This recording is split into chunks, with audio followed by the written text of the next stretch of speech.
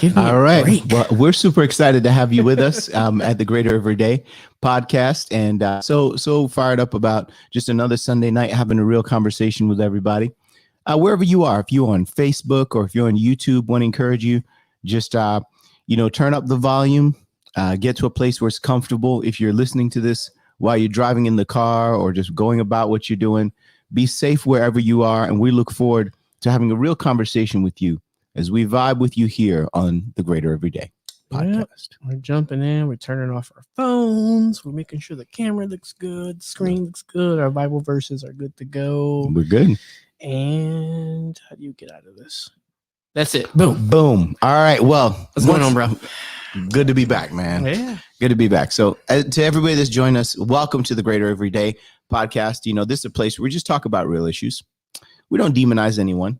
And we don't deify anyone. We just try to deal straight and have a real conversation. And we hope that this conversation is the one that really builds you up. We've been having some real conversations all week long. Yes. About some things that are going on in our world. And we just pray that this conversation really helps you just to be a little bit greater every day. And every day it kind of pushes you forward, encourages you to move forward. And we are sitting right here at the end of May the 30th, 2021. Yep. The pandemic is over. Hopefully. It is. It is. We're claiming it. So the pandemic is over. We got one more day left in May. And then come June 1st, we have a whole new world in front of us. Did they, was it Friday? Did they loosened a lot more restrictions? Yeah, here every in Virginia, day, right? Every day they're loosening more and more restrictions. Looks like they're going to loosen all the restrictions probably by the middle of June, if not sooner. Okay. Because I think the hard day is what, the 18th, like the day the kids get out of school, right? Yep. And I think that's the 11th, actually. Oh, really? Yeah, I think that's the 11th. Oh, I thought it was okay. Great. It might be the 18th. I don't know. Yeah, I'm not the one. Yeah, I'm not the guy for that. It's an ever moving target. Yeah, and it's hard to make sense of like the kids being in or out of school when they're on and off their computers. Yeah. For some of you, your kids are in school, and so you're trying to make sense of them being in school. The other kids that aren't in school, it's a gnarly time. Yeah. But the bottom line is we're claiming it, bro. Pandemic is over. And we've got a lot of really amazing things that have been happening. We're gonna get that COVID. Like how like when you're on Facebook and like if somebody mentions COVID, they put that little restriction thing at the bottom, like for more information. Yeah, we're gonna get that thing. Yeah, I know. They're like, nah. Like how they gonna claim it's over? I don't even know how they do that. For more information about COVID, see the CDC. Yeah, exactly. Because these two jokers don't know what they're talking about. Hey, look.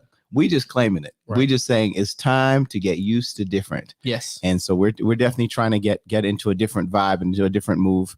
But this week has been a wild week. Today was a pretty amazing day. Mm-hmm. And so we are now in week 3 of our hybrid church. So we have church online. Yep. And you are at church online. Yep. And then we have church in person. And I was at church in person. And I also checked out church online. Well, it's weird because next week, I kind of got to do both. Yes. So I'm coming down, but I also have to work on the church service. I'm like, okay, because then I'm getting the calls. Okay, so when I'm looking at online, okay, when I go, is it the same sermon? I'm like, it's close to the same sermon. I would imagine it is. I can't see him changing it.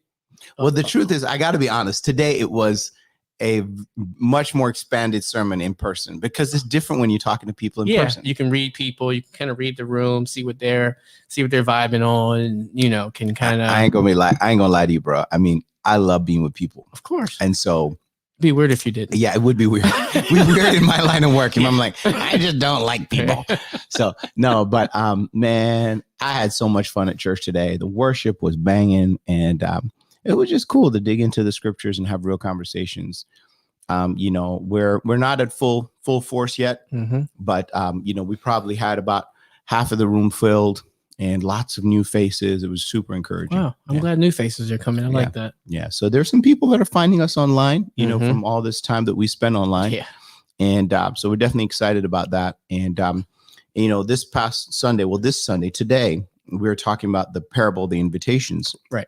And just the parable that's commonly known as the parable of the wedding banquet. And just this idea that God really is calling us to have an open policy, open door policy, where we're inviting everybody in, and we're really trying to make sure there are no empty seats, and everybody, it really is brought into God's house. But that grace comes with an understanding that, grace is not only a gift, it's also a trust. You gotta recognize that, you can't just be coming to the king's party and just disrespect his party. You gotta come dressed right. And so it was a good time to be with everyone. But also, man, it's just been so amazing just to see all these young people, both teenagers and the little kids. You haven't seen somebody in a year, and these kids in a year, they grow like weeds, man. You're like, whoa, yeah, dude, you are so big. You're so tall. Computer and snacks. They'll do it to you. Yeah, I know. So it's been really cool. Yeah, real cool. Yeah, it's awesome. I'm glad that. I don't want to say it's kind of a new beginning. I would say pick up where we left off, but things are so different. A brand new building, pretty soon it'll be 2 brand new buildings from a completely different building where we were in when this whole thing started. Yep. So I want to say picking up where we left off, but we are restarting the race. Yeah, and in a different position. Yeah. It's kind of, I love. There's a saying that I heard. I don't know where I heard it from, so I say it a lot, and so it's you can never set foot in the river at the same place twice, because the river's always moving. So you might go back to the same place, but it's a different river that you're meeting, right? Because that everything that was there before is kind of moved. And yeah, when we're coming into the pandemic in March of 2020, we're meeting at Nova Workforce Development Center, and we had probably about 300 plus people, 330, 350 sometimes, that were at church. And I feel like we were kind of in a stride. God was just moving. It was just a sweet time. Yeah. And, great location, great facilities. Tech was all updated. Classrooms are great. It was, geographically good location right across the street from where we were. So, it was a good spot. Yeah. And then the pandemic hit, and, and I thought, man, we had all these government officials that came in to give us the update. And I thought, all right, it was probably like 3 months, like, I was like, ooh, that'll be hard. It's going to be 2 weeks. No, I'm sorry. Sorry, y'all. Sorry. This is how you get the flag again. They'll be like, I hear that voice, and that voice is banned. So, no, but on the real, man, you try to get between me and you. I don't know how long we're gonna be on the air, man. But no, the board's gonna replace us. I know. They'll be like, So, but no, on the real though. But yeah, like you said, man, crazy blessings. I mean, God blessed us a year and a week ago with the building in Fredericksburg, and God blessed us 6 months ago with the building in Dumfries, and we'll be in the building in Dumfries in about 7 months. Because, we rented the building back to the church that we bought it from. And but 2 days from now, we start a new preschool. So we got the preschool starting June 1st, at our Dumfries location. And this coming Sunday, man, we got graduation Sunday, and we've got the 8th graders, the rising 8th graders, the graduating 7th graders coming into the teen ministry. So both of us, our kids are going from the preteens things going to the teens, man. So it's a lot of things going on. Got a young man becoming a man. Yes. We got, young ladies becoming slightly older young ladies. So we have a lot of work on, as a lot of you guys probably do, but we had a lot of work to do. Yeah, we do. So, we definitely do. It's what we had them for, so it is what it is. I'm excited about it. It's a challenge to me. I'm looking forward to it. I'm looking forward to just really being a witness and seeing, how somebody else handles life. Right. And just kind of giving my input. And one going into the preteens. Oh yeah. Oh, let me see you guys. That's right. That's right. Yeah. That's right. You making all the moves, man. Yeah. You got one going from the children ministry into the preteens, and one going from the preteens into the teens. Yeah. And I've got one going from the teens into college. Right. And you've got one under your roof going from just last year, going from teens to college. So we're all dealing with, we're all in all the moving parts. It's a madness. Man. It's a madness. It's difficult, but we'll make it through. We got a good community. Yeah, so we do. That's one thing that I will say that I didn't have. when I was making all these moves, I did not. I had a community, but in a different way. Right. They didn't really, there was no checks and balances in place. Right. It was support. I would say my community did support. Right. But in terms of checks and balances and conversations and deep conversations and things like that, I didn't have. So I'm glad that my kids will have that. And then also I'm able to be that for someone else. Mm-hmm. So, Yeah, no, that's exactly right. And that's what we're going to talk about tonight. We're going to talk about community. So why don't we take a look? Everything we do is informed by faith. We're going to take a look at Ephesians chapter 4 and verse 14. And here's what it says. Wow. All right. So it says, then you will no longer be infants, tossed back and forth by the waves and blown here and there by every wind of teaching and by the cunning and craftiness of men in their deceitful scheming. Instead, speaking the truth in love, we will grow up to become in every respect the mature body of him who is the head, that is Christ. From him, the whole body is joined and held together by every supporting ligament, grows and builds us up in love as each part does its work. And here, Paul's talking to the church in Ephesus about the call for the church to be mature. And it's saying that, if we, really pursue unity in the faith and we pursue maturity and we embrace God's way, then we won't be little children kind of thrown back and forth, and blown here and there and by all the cunning and craftiness of men or people in their deceitful scheming. Instead, what we'll do is we'll speak the truth. And that's a good thing. Yeah. But we'll also specifically speak the truth in love, because you can tell people truth without coming with love. Yeah. And you can be super gracious without being super clear. And so it's important for us to speak the truth and speak it in love. And it's important for us to recognize that every part has a job. Everybody has to do a work that they have to do. And, and that's the thing I was thinking about as we were, kind of vibing this week, talking about, what it looks like to be community. The truth is, your parents are your parents and no one else can be your parents. Yeah. But you need uncles and aunties. You do. You need grandmas and grandpas. You need brothers and sisters. You need, supporters. You need friends. You need advocates. You need a whole network of people that are around you. And just like you're saying, a lot of us, we are here by the grace of God, and we did have some supports, but there are other supports we didn't have. Mm-hmm. But thanks be to God, we get the chance, here in Potomac Valley to specifically really be community for each other. And I just really appreciate how, you've been that for my family, and we're striving to be that for your family and for other families. And that's kind of how this thing works, is, it's just people getting in there with each other. And I think that's the part that I think is broken down in society right now, is there's a lot of people being blown back and forth. There are a lot of people that honestly are spiritual and emotional infants, and you can be old and still be childish in your thinking. Yeah. I was thinking about, this when you said we were going to talk about community. Yeah.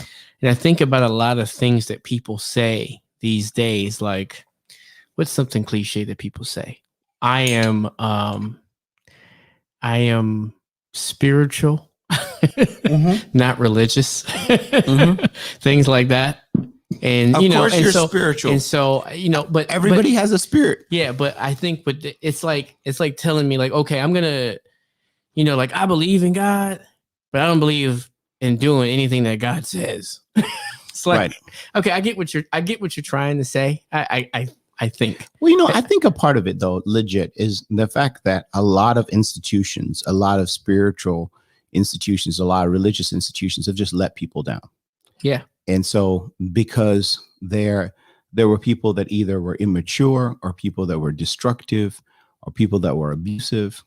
And so people want to disconnect from things that hurt them or things that they are afraid might hurt them. And so it's easy to say, all right, I don't do organized religion. And I'll be honest with you, I don't do organized religion. Our religion is pretty disorganized. if you really need to know, So I wish it were more organized, But so it's easy to say that, and I legitimately understand people saying, "All right, I'm just spiritual," because they're like, "Man, I really just want things that are going to be healthy and wholesome and meaningful without any of the toxicity." And I agree with that. Yeah, I mean, I completely agree with that. the truth is Jesus didn't usher in religion. He was all about people having a relationship with God and a relationship with each other, Right. people caring about each other. And he like so intentionally picked his disciples to ensure that they would be so different from each other. Like he chose the most non-homogeneous, diverse group of people. I mean, there is no world in which a tax collector and a zealot has any connection with each other. There's no world in which, a wealthy person and a fisherman has any relationship with each other. None of these people were ever supposed to be with each other. And there's no world in which unattached women are a part of a group of men that are traveling around the countryside. Right. And it be like, so what's going on there? Like, and there's nothing going on but just like community. And there's no world in which you have old women and women of means that are supporting your ministry in a first century context. But Jesus's support, he has a ministry that's supported largely by women, that's funded by their own ingenuity and support, and that brings together a diverse group of people. And then after he leaves, he teaches them how to build a community.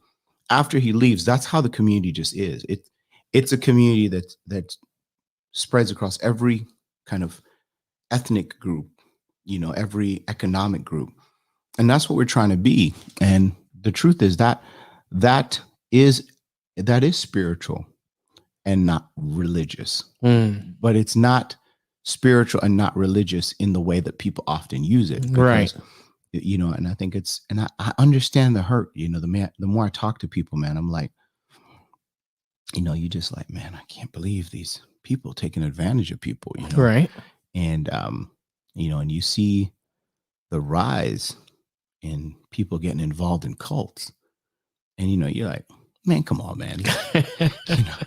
And there's no sensible people that get involved in cults, but then you realize there are lots of people that get involved in these. I think that the word cult has expanded. It has, for lack of a better, definition. Like it has reached out, it has grown tentacles. It has pulled things that maybe the old way we think of, like dudes with like dark robes on and, hiding in abandoned houses, sacrificing goats or something.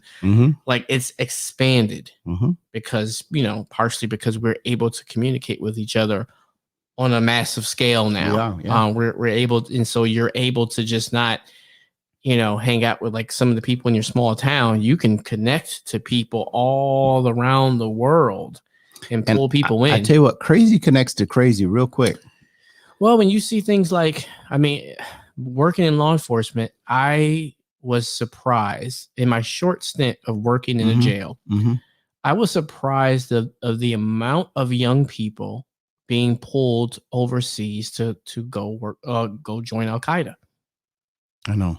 And I'm like, and these are kids. They're not like 45, 50-year-old men or women or like well-established. And, well, I was an accountant and I'm going to quit and join Al Qaeda.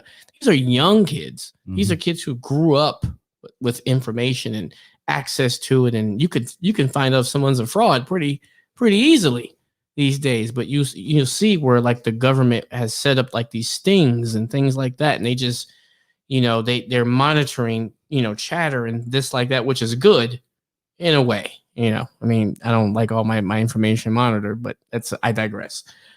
But they find these kids and they're searching. They're searching. And that's really the root of the problem. As a young person, you're searching for purpose. What should I be doing? What should my goals be? What should I be aiming for? And, they have a compelling story. Maybe I'm too old. Maybe I've read too much. Maybe I don't know. I'm not picking up what they're putting down. So I don't, but there are a lot of kids who ended up in jail waiting to go to federal court because they've sent money, because they've, they caught them getting on a plane.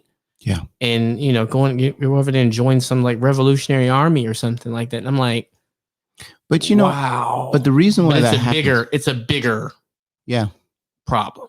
Yeah. And the reason why it happens is a breakdown in community. So, the truth is, if you have two parents who are willing to be involved in your life on a consistent basis, you have a better chance of not going down those roads. Right. If you have one parent who's willing to be involved in your life on a consistent basis, you have a better chance of not making it.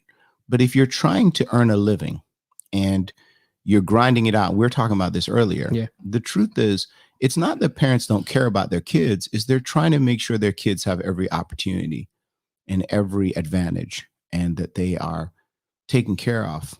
I get it. But the truth is, the time we spend with our kids are the most important thing. Yeah. And, and that's the thing I think for me this week that I was the most convicted about. And I just really want to thank you, man. I want to thank you for the conversation we had, just talking about my own kids and time. And, I took your advice and, sat down with my kids and had some good time. And I won't go into the specifics on the air, but, but that made all the difference. I remember putting my head on the pillow that night and I thought, man, this was a day well spent. Yeah. Because, I could run and I could do X and I could do Y. But the most important thing is that what comes after us is better than what we have today. Yeah. And better than what came before us. And this is the first time in America's history that there's a high probability that our kids will not do as well as we did. Really? It's crazy. And I'm talking about economically. I can understand. Yeah. That. I mean, economically, emotionally, we have massive issues with suicide, yes. massive issues with drug abuse, massive issues with depression, massive issues with a range of things that were challenging in our day, but seem to have grown tenfold. Yeah. Suicide is, bro. I mean, and I'm going to paraphrase a book I'm reading right now called The Boy Crisis. Right. And in it, I'm going to botch this. So just go look for the book. I'll put it in our notes or something, but it talks about the reasons men die. Right. And it lists, all the usual suspects, certain types of cancers, hypertension, things like that. But suicide is close to number one. Wow. And it's more than everything below it combined. Wow. And you know why that is? And I'm like, do you know why that is? Wow. I was having a conversation with some leaders talking about this, and a big part they don't have a why. Purpose. Yeah. So it's crazy. There are studies that say that young men coming out of high school and men coming out of their end of their careers, and when men retire, mm-hmm. and when boys transition from being a boy to coming out of high school, that's the period where both groups have a greater propensity towards suicide, because it has to do with the lack of purpose. I believe that. I mean, so the book was saying that it's a unique time in American history with our boys, because this time period is the first time in probably our history where we're not raising boys specifically to go to war. Right. And so we were for basically our history, we raised boys. Okay, you got to be tough. You got to be this. You got to be that, because you got to be ready to go to war. Because you got to be ready to go to war, and right. I need you to come back. Right. Or there's a change, you're not going to come back, and so I need you to be this certain type of person. I need you to be responsible. I need you to be this. I need you to be ready. So that when that training comes, or you go over, or we had wars here too, but recently us going to like Asia and Eastern Europe and things like that, and and now there's nothing. So you can, the way that things are looking, it looks like there might be something, and we don't have our boys ready to go to war. Yeah, I mean, or our girls ready to go to war. Yeah, I mean, talking to people in the military, some of them are happy, some of them are very frustrated. The military right now is a little weird. Things are changing. I guess it's for the better. They're trying to be more inclusive and try to do things like that. But I guess my number one thing with the military is I want willing people that can be trained up to do the job, because that's the job of the military. I only got one in the military. That's your job. If you don't want to do that thing, don't go. And I don't blame you for not wanting to go. I mean, this isn't draft time. You're not Muhammad Ali times. You know what I mean? But I think that our society isn't set up to have so many men not have purpose. And this is where I think this is why we're having these kind of conversations, because the truth is we can't wait for our society to get caught up to that. Yeah. And we can't wait for our institutions, our political leaders to get caught up to that. And I mean, I got mad love for everybody. Love you on the left, love you on the right, all about it. I just feel like this is on us. This is us. This is our dirt. This is our patch of ground. We've got to fight for our families. Yeah. You for yours, mine for mine, and us for each other's. Yeah. And then us for the expanding circle that make up our community. And that's why I think this scripture has such resonance, because it's this idea that each part does its work. And, I can't be an uncle to my son. That's right. You know what I'm saying? I just can't. Yeah. But I could be an uncle to your son. Right. You and know vice what I'm versa. saying? You know what I'm saying? And you can be an uncle to my daughter, and I can be an uncle to your daughter. And, and it's not some, deep one, Yoda like conversation. Right. It's the steady, consistent, Yeah. This is a dude I know that's going to keep showing up. This is somebody I know that I can feel safe around, that's respectful, that's honorable. This is somebody I can look at the way they treat their wife. I can look at the way they deal with work. I can look at the way they take on tasks, and they do what needs to be done. And I think we've got to recognize that that's what we need in our society right now. And that's really what we're striving to become here in Potomac Valley, is to be a community that isn't just a place where we talk about faith, but a place where we really live out community as reflected by our faith and informed by our faith, because that's what Jesus was all about. Yeah. I mean, contrary to popular belief, Jesus had standards. He did. And he attracted men and women to what he was doing because he actually lived what he believed. And that's what blew me away when I first read the Bible, is I was like, man, this is the kind of dude I've always wanted to follow. Like somebody that it's not about himself. He's willing to sacrifice whatever he's got to sacrifice to make sure that everybody makes it. I know for me, it was kind of the opposite. I was like, oh, this dude's too good. There's no way, right. But you're a lot younger right than I was, but I was like, I'm setting my ways. There's no way I'm going to fall short. But, but then upon reflection, I thought about it. I said, you know what? Maybe the goal is for me to spend the rest of my life trying. Right. And I think, and so through processing and thinking, I said, okay, what if I spend the rest of my life trying, but through that process, I eliminate a lot of the stuff that I don't need in my life. There's a lot of decisions or a lot of bad decisions that a lot of men make because they're not following Jesus. Yeah. And so I said, there's just, because I'm on this road, there's a lot of decisions that are just automatically made for me. Sorry, I can't do that. I'm following him. So and I'll be real with you. It makes my life. Well, I thought it would make when I was studying the Bible, I thought it would be so hard. Right. And it is. I don't want to. It's hard. Believe me, it's hard. We talked about that. It is. It's hard. It is. You need to fill your day with things to do. You need purpose all day, all the time. But I found that it's harder when you don't have anything. You're not chasing after something. If you're not aiming for something and really going all in, like remember we did all in on Jesus. Year before last. Yep. Year before last. We were going all in on Jesus. If you're not going all in on something, it's great if it's Jesus, but go all in on something positive, so that you can, because it just makes a lot of decisions easier when you can kind of, maybe if you get yourself into trouble. Yeah. I can't speak for women, but I know for guys, when we have too many options, I don't do good with that. It's it's funny. I ain't gonna lie. I wish Tasha was here, because I don't think that women understand that we don't do well with that. That's why it's like we know we went for dinner. Right. It's like 3 things. It's like or we don't really care. Like, you want to do that? Let's do that. Right. But we don't do well with a lot of options. You see, but it's easy for us to stumble. It's the way that different men and women in general. Now, there are men that are exceptions to this rule and women that are exceptions to this rule. But men and women in general, women just have a lot more, neurons that are firing. And so it allows them to be able to fire in lots of different directions. For me, it just comes down to simple stuff. Like, I got it. I know that, for me, I looked at my life growing up, and man, I absolutely, love my parents.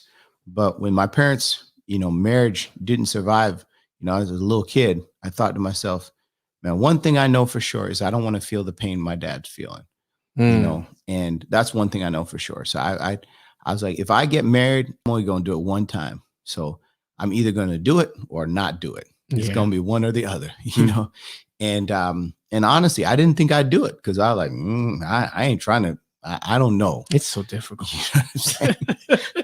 But then I met Tasha and she messed me up, man. I was like, man, I do want to be with her, but I don't know if I can do this. And, and I'll never forget, man, on that day of my wedding, September 25th, 1999, man, I felt it was the most bipolar moment when she was walking down the aisle. I was like, man, she's amazing. This is incredible. And then I was like, man, I'm going to mess this up. I don't know if I can do it. Man, I wanted to run. I'm going to mess this up.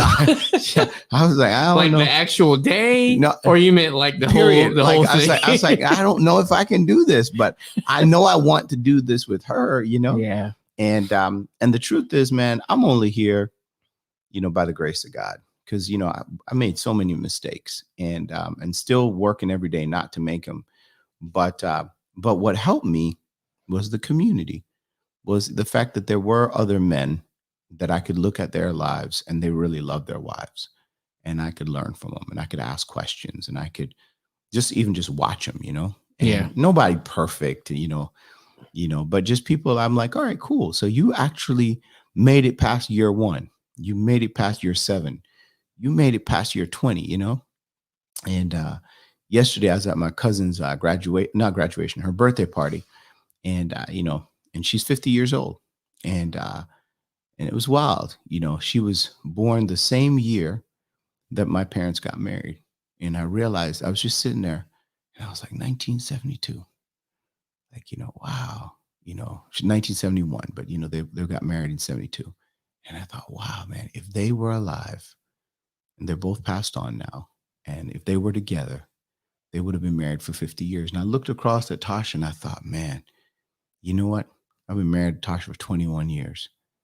Man, if Jesus doesn't come back and neither one of us pass away, I could be married to Tasha for 50 years. That would be cool. That'd be cool. That would be cool. And I've met people that have been married that long, and I thought, wow, it's crazy. I did a funeral 2 weeks ago for Olga's dad. And Olga's dad was married to Olga's mom for 62 years.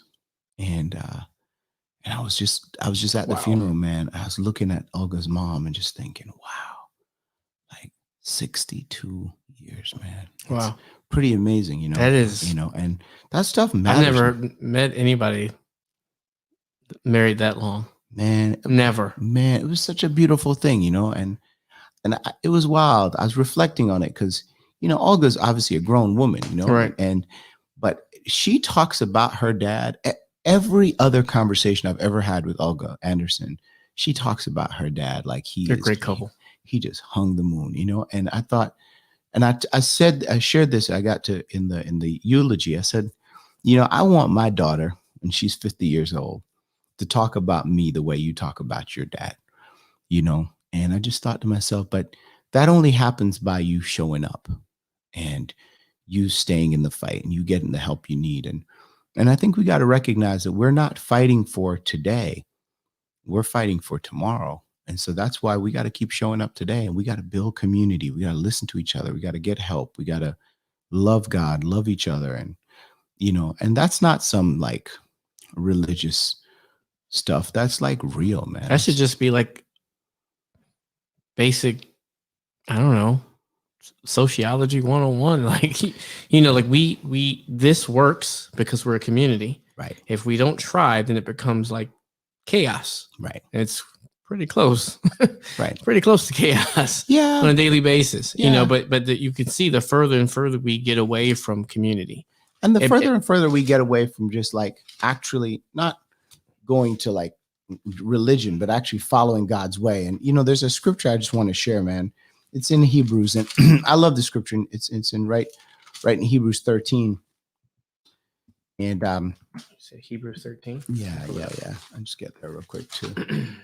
And I thought about this passage, and in Hebrews 13, and verse 7. It says, remember your leaders. Hold on, Go ahead. You're going to go yeah, back to it. All right, yeah. that's cool. Mm, mm, mm. Bam, bam, bam. Yeah, it says, remember your leaders who spoke the word of God to you. Consider the outcome of their way of life and imitate their faith. Jesus Christ is the same yesterday, today, and forever. You know, I love what this says. You know, it says, remember your leaders who spoke the word of God to you. Consider the outcome of their way of life and imitate their faith. I mean, I don't know how many times growing up I heard people say, do what I say and don't do what I do. Everybody, like every adult. Yeah, like do what I say and don't do it. And I always thought to myself, you know, the truth is I don't listen with my ears. I listen with my eyes. Yeah. I mean, that's just kind of how I am. Like I'm a person that I work on models. You can tell me whatever you want to tell me. I'm just looking at what you do. Right. And if I see that what you're saying and what you're doing, they don't match, I'm like, all right, cool. Yeah. I'm not going to trip and judge you. I'm just not going to follow you. Like, and I think that's one of the things I think that's really important for people to understand about leadership. Leadership is not about positional authority. That only gets you so far. Leadership is about who actually follows you. And I think the pandemic has taught us that, because the truth is there are a lot of people that go to church X or church Y that don't go to church X or church Y because they don't actually do what they're talking about. You know what I'm saying? They're like there, you know? And so, and that's what we're figuring out in our own community. Like, you can say we care about these values, but your values are shown by what you do. They're really not shown by what you say. So if you say, oh man, I care about democracy, but when people speak, you don't listen, then you don't care about democracy, you know? Or if you say, man, I care about, you know, community, but you're like, when people are hurting, you're like, I don't care. You don't really care about community. Right. You know, you may care about other stuff. Just go ahead and tell me, I want all the money from y'all so I can live my life and not be, just tell me what you, but people don't come straight upside you and tell you. And that's why I love the scripture, because the Hebrew writer is saying, remember your leaders who spoke the word of God to you. Consider the outcome. You see the outcome of somebody's life and you imitate their conviction. And so I think about Olga's dad and I think, man, that man loved his wife. Yeah. And I want to imitate that longevity. Yeah, I know my father told me, you know, like to always watch who I get my advice from. Yeah. And, you know, don't pay attention to like, you know, like, because anybody can come and pass along, you know, a nugget or two. Yeah. But when take it. Yeah. And yeah, you should take it. But at some point when you're paying attention to someone, you need to kind of take a step back and take like a wider view of kind of like their life. Like I'm going to take marriage advice from a guy who's been married 4 times. Well, maybe no, maybe he might be able to tell you some things not to do. Right. And that's the thing. You have to be able to analyze, you know, the people that you're getting your information from, or if they're willing to tell you the truth. Right. Like, okay, well, yes, I was married 4 times. That's cool. And, you know, so you have to have the kind of foresight to kind of be like, okay, well, I'm going to take advice from him. But if they're not the type of person to tell you truthfully, okay, I have been married 4 times, A, B, C, and D. Please don't do this. Yeah. You know, I mean, we don't judge nobody. So, you know, I'm with you, bro. 100% mad respect. You can teach me stuff if you have that spirit of humility. Right. But if you're going to act like, oh, yeah, I know. I got all the knowledge. But your life doesn't add up. Then you know, like that's where things get sideways. And I think that's why I think it's so critical to consider the outcome of the way of our life as well. And I'll be honest with you, I have made more mistakes as a parent than I possibly thought I could have made. You know, I think all of us can say that. I'm like, man. Yeah. And I went into this thing like, I remember when my dad died when I was 9, the one thing I knew I wanted to do in life was to be a father. Really? Yeah, absolutely. It's like the one thing I knew. I wasn't sure if I wanted to be a husband, because I was like, I don't know if I can do that. But I knew I wanted to be a father. And man, I tell you what, you know, I did. And Tasha will tell you, she's known this all along. And she was like, you know, that's weird, right? And I was like, yeah, I know. But I understand. Yeah. I mean, you know, I know that, don't take this the wrong way. I know there are plenty of women who, like, especially these days, they're all about being like a baby mom, and they don't want to be tied down and this and that. I also know a lot of men, who, I just never heard somebody say it like quite that way. They're like, no, I love kids, but being tied down to one woman, that's difficult. Yeah, I'm telling you, bro. Here's the thing: I met Jesus, and he just changed everything, because this was not my plan. Like I was like, man, all right, so. I'm like, all right, I met Jesus, and I'm like, all right, so I'm going to have to follow God's way. I'm going to have to be celibate. Boom. That was not my plan. I was like, all right, well, but I'm going to have to do it if I'm going to follow Jesus. And then I met Tasha, and I was like, man, now I'm going to have to be married, but man, when I had my son, I was like, this is what I always wanted to do. But I'll be real with you, man. I have struggled every day the past 18 years trying to figure out how to do this right. Right. I've read books, I've gone to conferences, I've traveled all over the world asking people questions. And it is the hardest thing, man. And I think that, like, the point is that you're trying. Amen. And I think that it puts you, and we talked about this, it puts you, I don't want to say in a higher bracket. It puts you, anybody who's put the amount of hours in that you have actually trying, because there are people who are just there, who are there and, physically, but they're not there, like, emotionally. They're not there spiritually. They're just there. Like, there are dads who are like, well, I pay the bills. Right. And I'm going to I'm going to sit in the big couch. Woman had me the big piece of chicken, and that's it. Right. And I didn't have the luxury. Like, my parents were never married. Right. So when, like you talked about, like what you wanted, I just knew that I didn't want kids unless I was married. Right. So that kind of changed, there were lots of situations that a teen gets into where I had to say, no, I can't do that. Because this thing goes awry. There's it actually helped me, because I'm like, well, I like you, but I'm not getting married right now. And if I were, it wouldn't be to you. No offense. Right. However, you are not the person that I would marry. So because of that, can't do this. Can't do it. And I got a lot of grief. I got a lot of grief as a kid. Yeah, I did too. And I had some of those situations as well, because I'm with you. Yeah. Because it helps you with your priorities, man. But I will tell you this. I think, and this is one of the things we're also talking about offline, is the truth is, man, we had people that contributed, like you had your father, I had my father. But man, I tell you, I didn't have a father who was living as a Christian. Me either.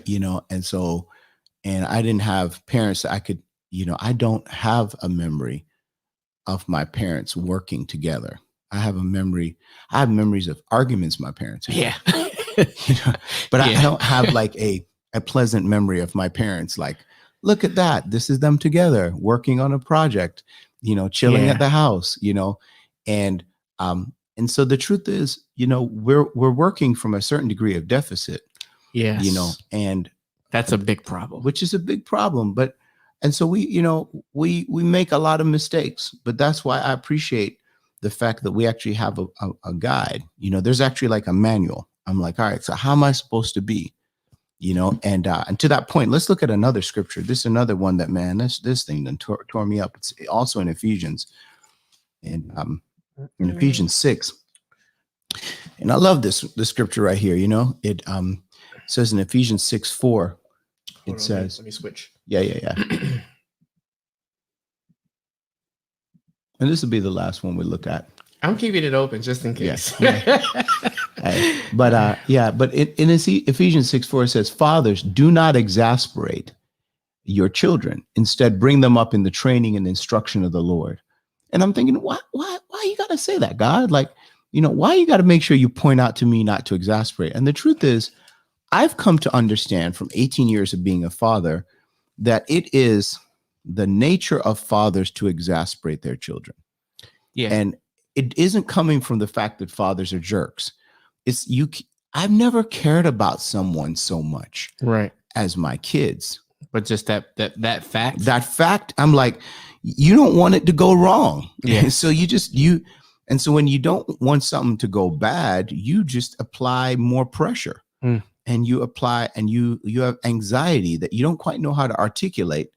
And I honestly did not realize for a very long time that I even had anxiety. I was like, nah, man, I just am intense, like, and people should be intense. And I just feel what I feel. And I don't know why you don't, like, come on. If you're trying to win, aren't you as intense as I am? Yeah, I'm like, you don't want to win the game. I'm like, I don't understand people that play sports that they don't want to win. I'm like, I mean, I have fun while I'm playing. Yeah. But I don't play not to win. I do want to win. Win. Like I'm, like whatever it is, I'm like, and I've learned how to chill to a certain degree, but I'm still trying to win. Trying to win. And so, but there's nothing that matters more than your kids, and so you're like, man, it's so natural to exasperate. What the scripture says is, instead of stressing them out, instead of putting more pressure, it says, bring them up in the training and the instruction of the Lord. I think it's important for us to recognize young people, they need training. And honestly, we don't provide as much training or as much instruction as young people need. Well, I think that's where the deficit comes in. Right. Because I think the issue, it would be an issue if you actually knew what you were doing going into it. Right. And then you just chose not to. Right. That's not what it is like, it takes a really long time through trial and error and research and knowledge and maturity from everybody around to like, oh, it just so happens that you might not get it until they're 18. Yeah. And so it's, but that's the problem with community, because while I might not have it figured out, I might have a few nuggets that you might need, and you might have a few nuggets that I might need that might help us just get a little bit closer. Yes. And so, but if we're all operating in a silo, then, that's where things get jacked up. And, it's interesting. This is the other thing that I'm finding to be true in my service as a minister is, honestly, a lot of ministers exasperate churches. Really? Yeah. Because, you're like, man, come on, man. You care about it. You're like, come on, man. Let's grow the church. Come on, man. Okay. Let's go do this. Come on, man. And the truth is, in the same way that children need training and instruction, congregations need training and instruction. People need more development, equipping, instruction. Like, tell me exactly what you actually want me to do in a way that I can understand it, and be consistent with me to help me to get there and help me to develop.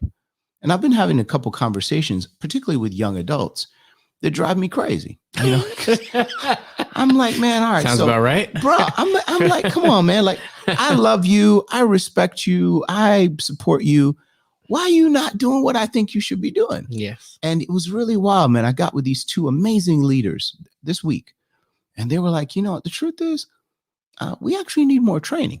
We actually need consistency, and we need support, because we don't even really know if you love us if you're not showing up on a consistent basis.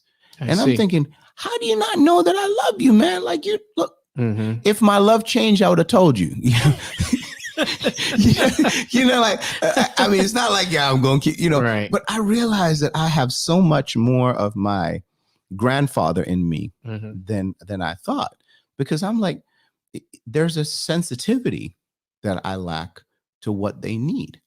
And I just didn't understand that, and there was a frustration that I felt, feeling like, come on, man. But they're not motivated the way I'm motivated. Right. They're not encouraged the way I'm encouraged. And they don't understand that my love for them wouldn't change, because they live in a world where everything is so transactional. Everything is so, people are constantly trying to market them or use them, so there's a natural mistrust. Well, I think that young people in general have towards authority figures. Well, I think it's a combination of what you said, where you didn't know, like, they're different. They're not motivated. They're different. They can be motivated, but it's different than you. But I think the more problem is they don't understand how they're motivated. Right. So I think that, like, they're just like, well, maybe it's more training.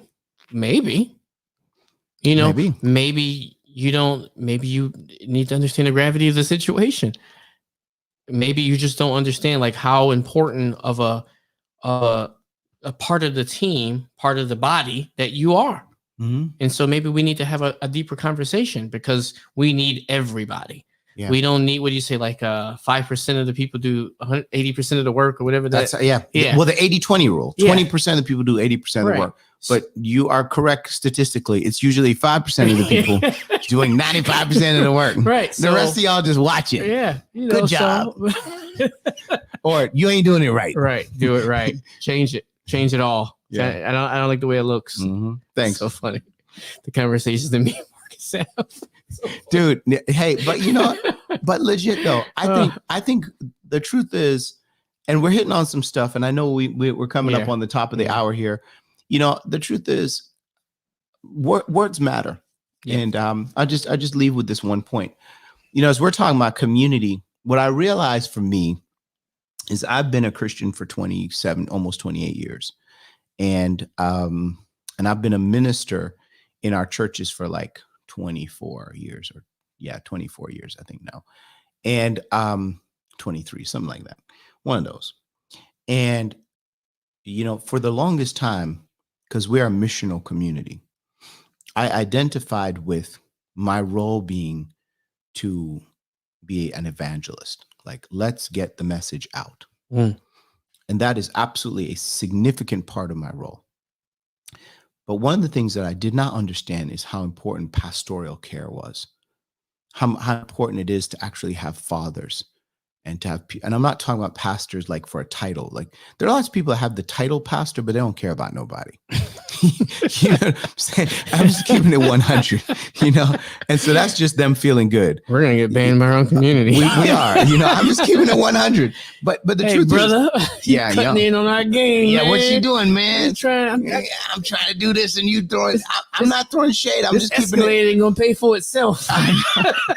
Exactly. Check out the wheels. You know, spinners, baby. So, but here's the thing. But on a real though, like, people need care. Yeah. Families need fathers. Families need mothers. Families need community. We need each other. And I think we've got to recognize that we have to embrace the dynamic tension of inviting everyone to the feast and understanding that there's a lot of care that goes into providing the feast, taking care of the people at the feast, ensuring that we're really being the community of Christ. And the truth is that call to ministry is a call for every believer. So I just want to say, man, I appreciate just your love and wanting to be a pastor to people in your community, in my life, you know, and I want to be a pastor to people in your life and in our community. And I think if we can understand how much we need to care for each other, how much we need to shepherd our children, how much we need to shepherd our young people, how much we need to encourage and support our older people, that we might get out of the noise of all this nonsense that's going on and actually realize we're talking about people in an actual family, in an actual community that are actually affected. And I think that's the part that I'm recognizing that needs to change, because there's so many people being blown here and there. But if everybody would just take a part of the work and say, you know what, I'm a mentor a child. I'm going to love up on a single person. I'm going to be there for a single mom. I'm going to encourage a young family. I'm going to make sure the older people feel loved up on. We do that, man. Yeah. And you can start anywhere. But you should start with yourself. Yes, always. You gotta. If you are not in a place where you can do it, please don't take this the wrong way. Don't try to help anybody if you're not in shape. And I don't mean physical shape. Yes, you should be in physical shape, but like spiritual shape, mental shape, especially. Yeah, self-care is important, man. Self-care is critical. So important. And we're hitting on a whole bunch of stuff. We're gonna get out. I just want to make sure that I say this, because I know, look, I'm not saying that we have everything right, because we don't. Right. We are messed up people. But we're trying. And I think that's important. And I think through trying, just like we talked about when you talked about parenting, if you don't decide to even try, right, you don't know. Like you have to aim for something. You do. We're trying to aim to build up a community that's self-sustaining, and that can serve however many people we can. Yep. That's good. But in that process of aiming and trying to get somewhere, we learn, oh, well, this works. Oh, this doesn't work. Let's not do that anymore. And then you evolve, and then you grow and develop. Global concern, local engagement. I think people want to change the world, but it just starts with one decision. Yeah. And you know that decision is every day be a little bit greater. That's it. That's it. So I just want to encourage you. Thank you so much for joining us in this conversation. If something connected with you, let us know. If you're like, man, y'all jokers wrong, you can let us know that too. We're cool. We're just two dudes having a conversation. And somehow that email is going to find itself in the spam box, but oh no, oh no, no, on the real though. Thank you so much for joining us. As always, thank you for being a part of the Greater Everyday podcast. And we are striving to demonize no one, deify no one, just deal straight, and every day to call you just to be a little bit greater. Catch you on the other side. See you guys. Take care. Peace.